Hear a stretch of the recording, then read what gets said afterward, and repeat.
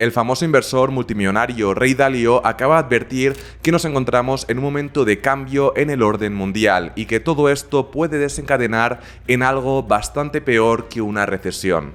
We have a breaking down of the monetary order, and we're having profound changes in the world order. How that's handled could produce something that is much worse than a recession. Ray Dalio dice esto ya que el dólar se está debilitando, estamos viendo tensiones geopolíticas y estamos viendo también una pérdida de confianza en Estados Unidos. En este vídeo vamos a explicar de forma sencilla y para que todo el mundo lo pueda entender cómo hemos llegado a esta situación, cuál es el papel de China en todo esto y finalmente veremos por qué podemos encontrarnos frente al final del dólar tal y como lo conocemos. Si el contenido de este vídeo te parece interesante, no dudes en dejar un like y dicho esto, empezamos. Para entender el presente es importante entender primero el pasado.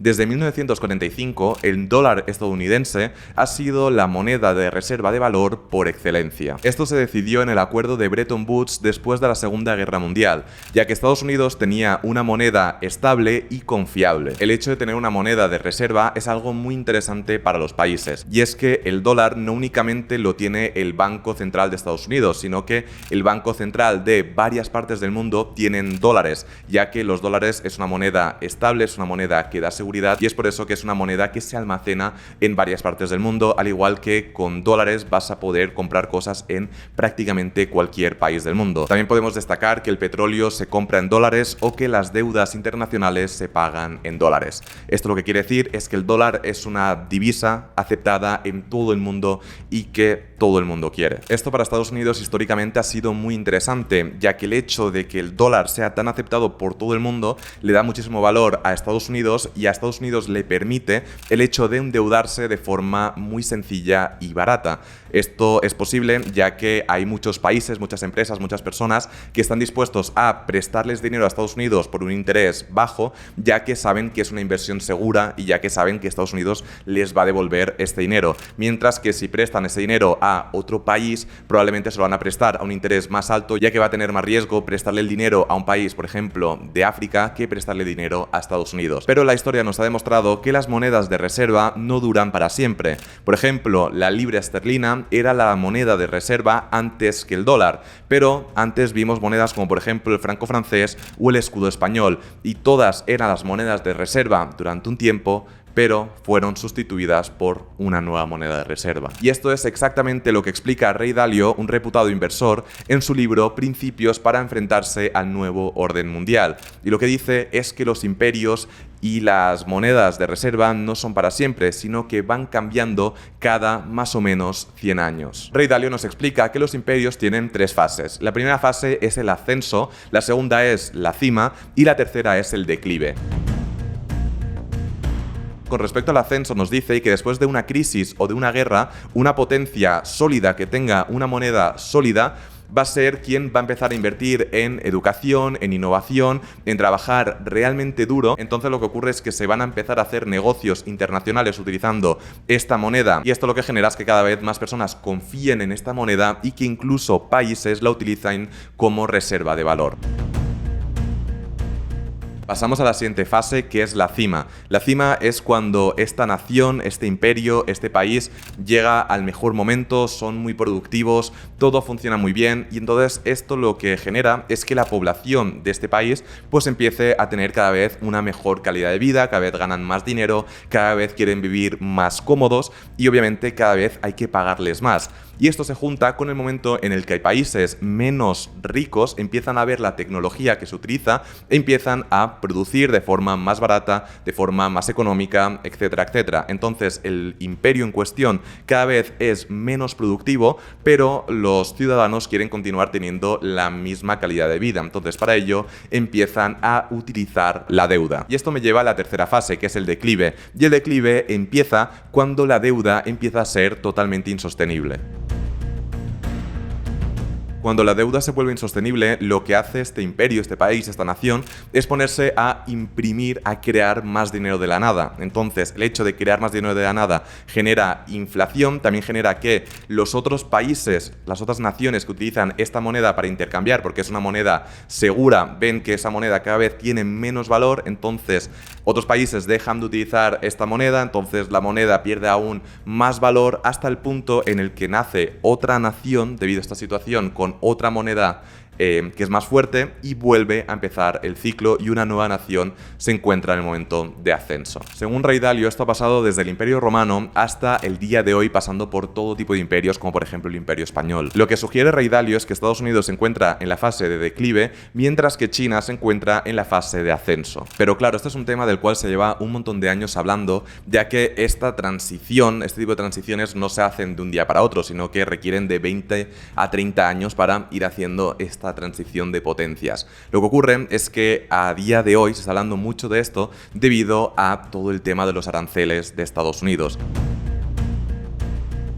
Para quien no está al tanto de lo que ha ocurrido con los aranceles, básicamente Donald Trump, actual presidente de los Estados Unidos, desde inicios de año ha estado poniendo aranceles a los productos chinos. Esto lo que quiere decir es que los productos fabricados en China que se venden en Estados Unidos van a tener que pagar unos aranceles, van a tener que pagar unos impuestos adicionales. Pero el 2 de abril Donald Trump puso estos aranceles no únicamente a algunos productos de China, sino que los puso a todos los productos de prácticamente todos los países del mundo. Por ejemplo, en el caso de los productos chinos van a tener que pagar un arancel de 34%. E insisto en que este tipo de aranceles no únicamente afecta a China, sino que afecta a prácticamente cualquier país del mundo. Entonces, esto es muy importante entender, ya que para una empresa china que esté vendiendo en Estados Unidos, eso es algo realmente negativo. ¿Por qué? Pues básicamente va a tener que pagar más impuestos y esto va a generar que gane menos dinero, por lo tanto va a ser menos rentable.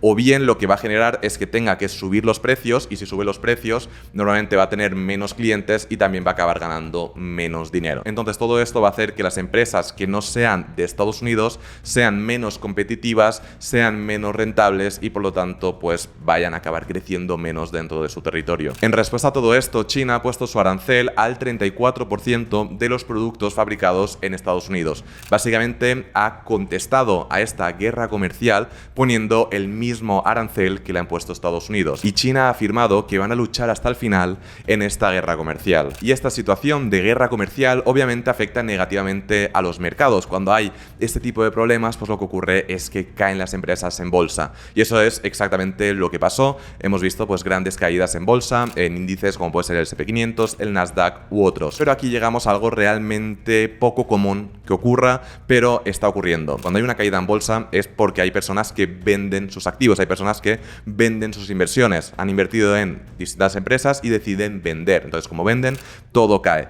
Pero normalmente los inversores lo que hacen cuando venden sus acciones es que van a invertir en otro tipo de activos. Históricamente hemos visto como cuando hay caídas en la bolsa aumenta el precio de los bonos. Esto es básicamente cuando hay un momento de incertidumbre, la gente no quiere estar invertida en acciones y prefiere invertir en un bono. Un bono no es más que deuda.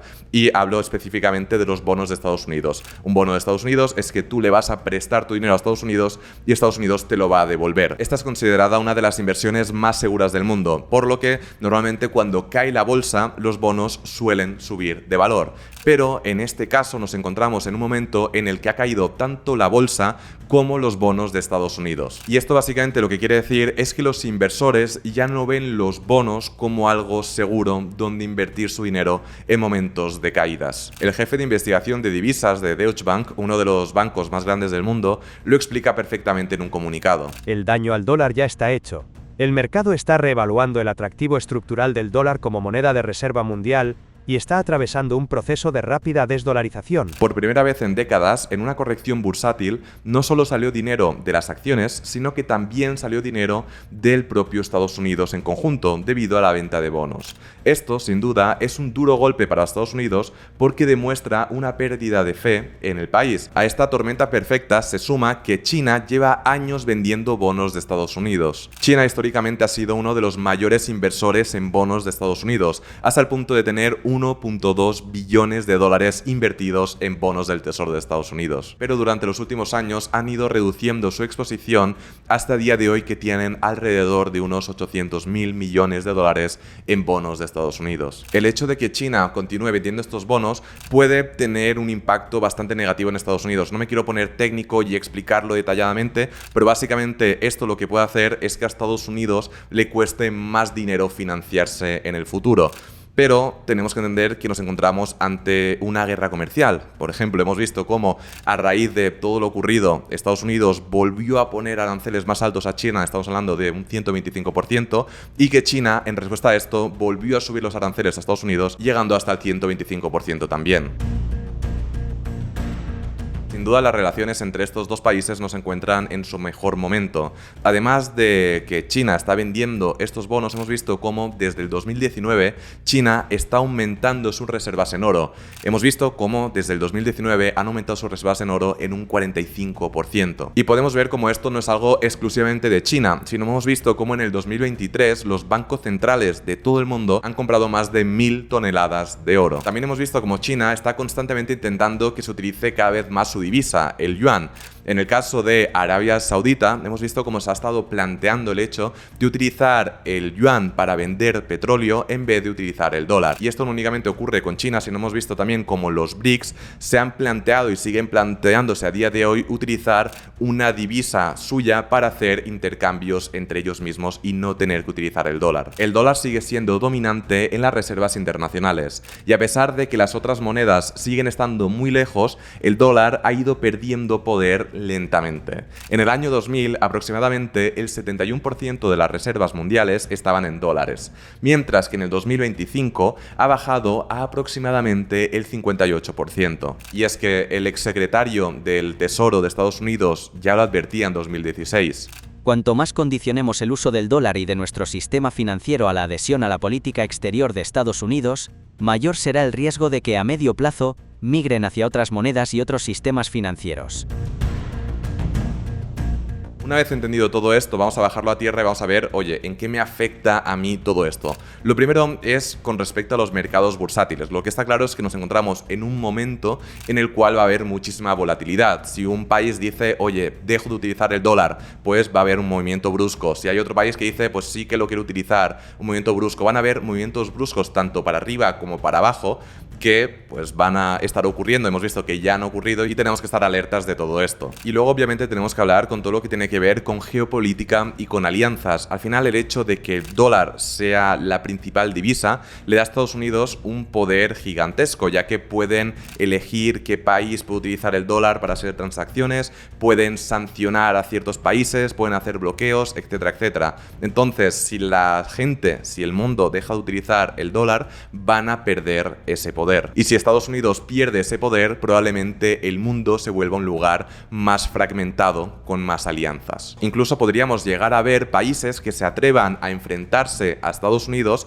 sin miedo a las represalias financieras, ya que podrían apoyarse en el sistema financiero de China. Por ejemplo, hemos visto cómo Pedro Sánchez se iba a China a firmar ciertos acuerdos comerciales. Y esto no quiere decir que España ni que Europa se vaya a aliar con China en esta guerra comercial, sino que para mí lo que esto quiere decir es que Estados Unidos no es la única opción, sino que nos encontramos en un momento donde los países ya tienen varias opciones donde elegir. La política exterior de España no va contra nadie. Para concluir este vídeo, decir que absolutamente nadie sabe qué es lo que va a pasar en el futuro. Lo que está claro es que nos encontramos en un momento de incertidumbre, en un momento relativamente complicado, y tenemos que estar preparados. Para mí, la mejor forma de prepararse es, número uno, tener inversiones bien diversificados, no tener todos los huevos en la misma cesta, y luego también tener una fuente de ingresos estable. Y así que nada, si este contenido os ha parecido interesante, no dudéis en dejar un like. El objetivo es explicar cosas complejas de forma sencilla y para que todo el mundo entienda qué es lo que está pasando